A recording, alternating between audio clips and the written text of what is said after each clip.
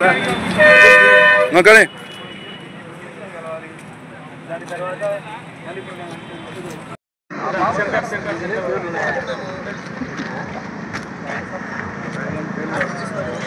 महाराज के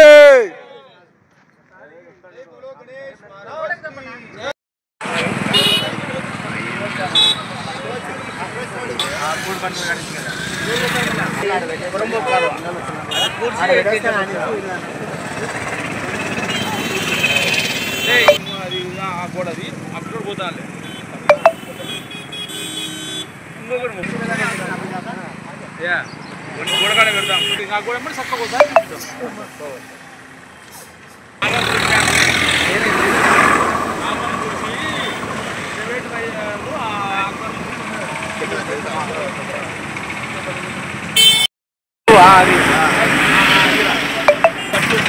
పొలం అవతల దాని ఇవతల పంటకాలం ఆ పంటకాలను పూర్తి చేసి కేసీ కెనాల్ పొరంబోకులోకి వచ్చేసారు ఆ స్థలం యజమానులు. రైతులు చాలా ఇది దారుణం. ఆ స్థల యజమానికి కానీ మేము చెప్తున్నాం, దయచేసి దేవుడు కార్యక్రమాన్ని పెట్టే స్థలం ఈ స్థలాన్ని దయచేసి డిస్టర్బ్ చేయొద్దని ఆ రైతులను మేము కోరుకుంటున్నాము. కోరడం జరిగింది. దయచేసి ఈ స్థలాన్ని ఎవరు కానీ డిస్టర్బ్ చేయాలని మరొక ఒకసారి గణేష్ నిమజ్జనం కేంద్ర సమితి తరఫున వారికి విజ్ఞప్తి చేస్తున్నాము.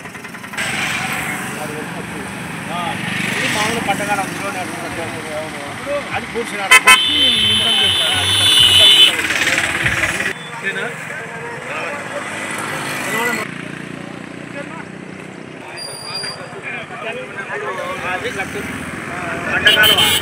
అంటే అప్పుడు దగ్గర 20 అడుగులు అనుకో బండ ఉంటుంది.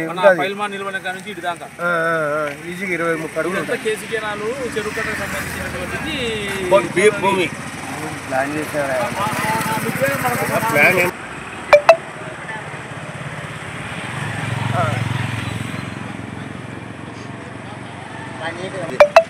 కరెక్ట్ చౌడం బాబు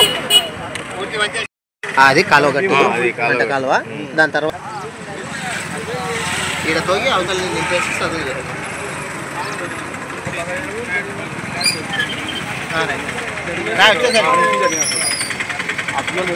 యాక్చువల్గా ఉండేది అడిగే వాళ్ళకి రైతులు అదే జరిగినారు అనుకుంటే ఈ కాలువ పూర్తి చేసినారు. ఇప్పుడు నా నడుస్తున్న రూట్ సత్యం అది కాలువ అది పూర్తి చేసినారు.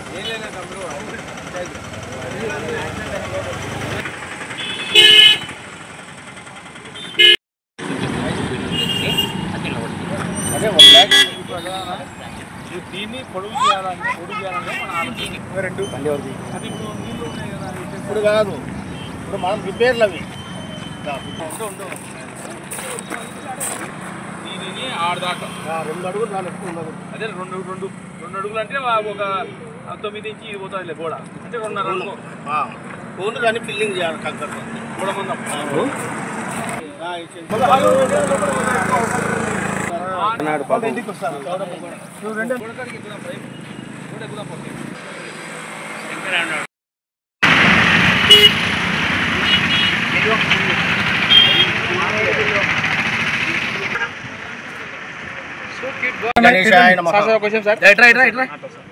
जय गणेश महाराज की जय गणेश महाराज की जय गणेश महाराज की పిలిచిన వెంటనే పాత్రికేయులు వచ్చినందుకు మా గణేష్ కేంద్ర సమితి తరఫున వారికి ప్రత్యేక ధన్యవాదాలు తెలియజేస్తున్నాము.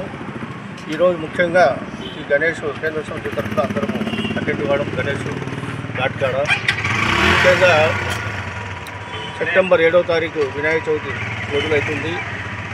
టౌన్లో అందరూ 5 రోజుల 9 రోజుల అనేది అనుకుంటున్నారు. కానీ గణేష్ కేంద్ర సమితి వారు అందరూ నిన్న కమిటీ మీటింగ్ పెట్టి ఆలోచన చేసి 5 రోజులే అనేది డిసైడ్ చేశాము. ఇది ప్రతి ఒక్కరూ 5 రోజులుగా పరిగణలోకి తీసుకొని ఈ పండుగను గతంలో 5 రోజులు మాదిరి ఈసారి కానీ 5 రోజులు జరుపుకోవాలని తెలియజేస్తున్నాము.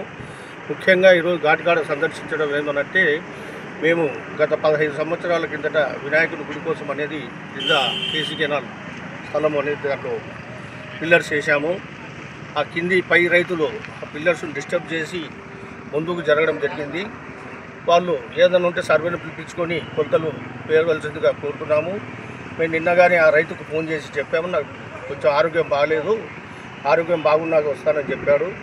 మరి ఆరోగ్యంగానే ఆ వినాయకుడి దయ వల్ల బాగున్నారని మేము కోరుకుంటున్నాము. అతని ఆరోగ్యం తర్వాత వచ్చి సర్వెంట్ నుంచి కొలతలు వేసుకోవాల్సిందిగా కోరుకుంటున్నాము. ఇక్కడ మా గణేష్ కేంద్ర సమితి తరఫున అందరూ పాల్గొన్నందుకు ప్రత్యేక వారికి ధన్యవాదాలు తెలియజేస్తున్నాం. ఈ ప్లాన్ కానీ మన పినాకపాణి గారు వేశారు. ఇప్పుడు కానీ వాళ్ళు ఈ ప్లాన్ గురించి చెప్తారు. మరి దయచేసి వివరణ ఇవ్వాల్సిందిగా కోరుతున్నాను. నేను పినాకపాణి సివిల్ ఇంజనీర్ని. గణేష్ కేంద్ర సమితికి గత 20 సంవత్సరాలుగా నా సేవలను కూడా అందిస్తున్నాను. ఇందులో సభ్యుడిగా ఉంటూ ఈ గణేష్ ఘాట్ దగ్గర మనకు అంటూ ఎటువంటి సౌకర్యాలు వసతి ప్రతి సంవత్సరం నిమజ్జన కార్యక్రమాన్ని ఎంతో ఘనంగా జరుపుతున్నప్పటికీ వాటికి సంబంధించి ఎటువంటి వసతులు మనకు లేకపోవడం వల్ల దానికి ఒక నిర్మాణాన్ని చేపట్టడం కోసము నన్ను కమిటీ అందరూ కలిసి అడగడం జరిగింది. దానికోసం నేను ఒక గణేష్ దేవాలయ నిర్మాణంతో పాటు దానికి ఒక అండర్ గ్రౌండ్ ఫ్లోర్ నిర్మాణం, ఒక హాలు, పైన ఒక హాలు, అందులో ఒక పూజారి గారికి మరియు ఒక ఆఫీస్ రూము కేటాయించి ప్రత్యేకంగా అందులో సంబంధించినటువంటి సమావేశాలు నడుపుకోవడానికి కానీ దానికి కానీ సంబంధించినటువంటి అన్ని అమర్చేలాగా ఉన్న స్థలంలోనే దాన్ని ప్లాన్ చేయడం జరిగింది. దానికి సుమారు 1,80,00,000 దాకా అంచనా కావచ్చు అనేది నిర్మాణానికి నేను ఒక ఇంజనీర్గా తయారు చేయడం కూడా జరిగింది. భవిష్యత్తులో దానికి సంబంధించిన ఫండ్స్ కానీ అవి కానీ మా అధ్యక్షుల వారు దానికి ఎలా చేయాలా ఏమిటని ఆలోచిస్తున్నారు. వారి సలహా మేరకు మరి ప్రస్తుత ఉన్నటువంటి నాయకులు మనకు ప్రభుత్వము అన్నీ ఉన్నాయి, వాటి అండను కోరుతూ మేము ఈ నిర్మాణానికి అందరినీ సహకరించవలసిందిగా కోరుతున్నాం. జై గణేష. అందరికీ నమస్కారం. వినాయక మహోత్సవ కేంద్ర సమితి ఆధ్వర్యంలో ఈరోజు చిన్న చెరువు కట్ట మీద ఉన్నటువంటి ఘాట్ను స్థలాలని పరిశీలించడం జరిగింది. ముఖ్యంగా నంద్యాలకు శ్రీశైలం నుండి మహానంది పోయేవారు కానీ మహానంది నుండి శ్రీశైలానికి వెళ్ళే భక్తులు ఈ వినాయక ఘాట్ దగ్గర స్వామివారికి గుడి ఏర్పాటు చేసి ఒక వసతి ఏర్పాటు చేసేదానికి కేంద్ర సమితి నిర్ణయించి గతంలోనే చెరువుకు ఆనుకొని ఉన్నటువంటి కట్టకు ఆనుకున్నటువంటి స్థలాన్ని చేయడం జరిగింది. కొంతమంది రైతులు తెలిసో తెలియకో కొంత ఆక్రమణ చేశారని చెప్పి మేము భావిస్తున్నాం. సర్వే చేయించి దాన్ని వాళ్ళకు మాకు ఇబ్బంది లేకుండా చేసేదానికి అందరం కూర్చొని మాట్లాడి చేసుకుంటాం. ముఖ్యంగా శ్రీశైలంకి వెళ్ళే భక్తులు ఉగాది పర్వదినానికి శివరాత్రికి అయితేనే అధిక సంఖ్యలో కర్ణాటక నుంచి కానీ ఇతర రాష్ట్రాల నుంచి కానీ అధిక సంఖ్యలో భక్తులు వస్తుంటారు. అదేవిధంగా మహానంది క్షేత్రం కూడా విపరీతంగా మహానందికి భక్తులు రాకపోకలు ఎక్కువ సాగిస్తున్నారు.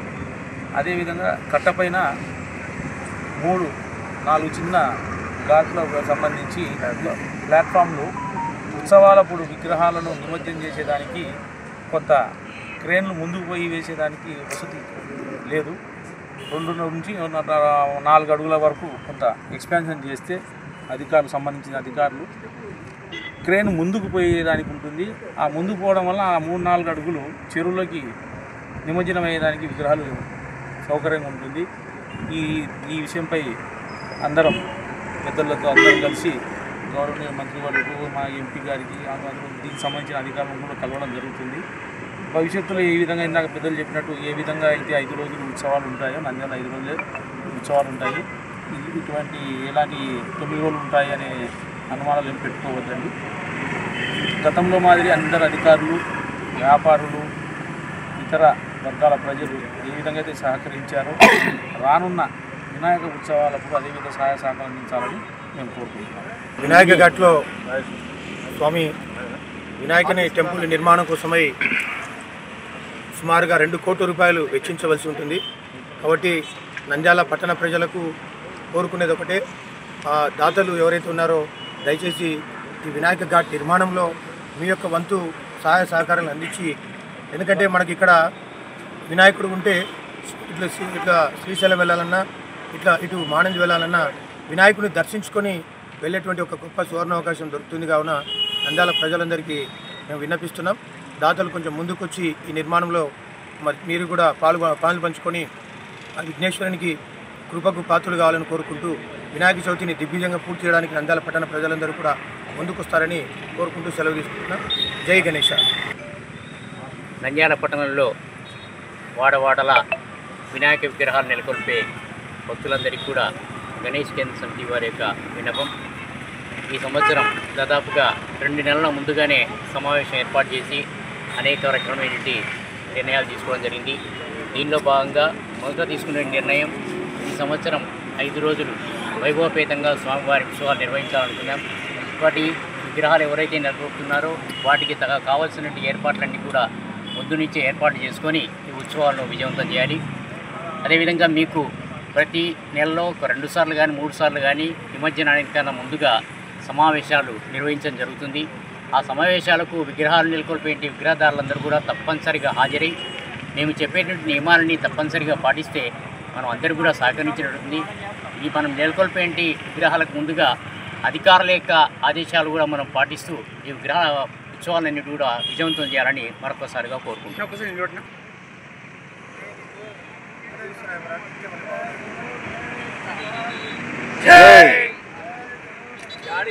లైక్ చేయండి, షేర్ చేయండి, సబ్స్క్రైబ్ చేయండి. నోటిఫికేషన్స్ కోసం బెల్ బటన్ని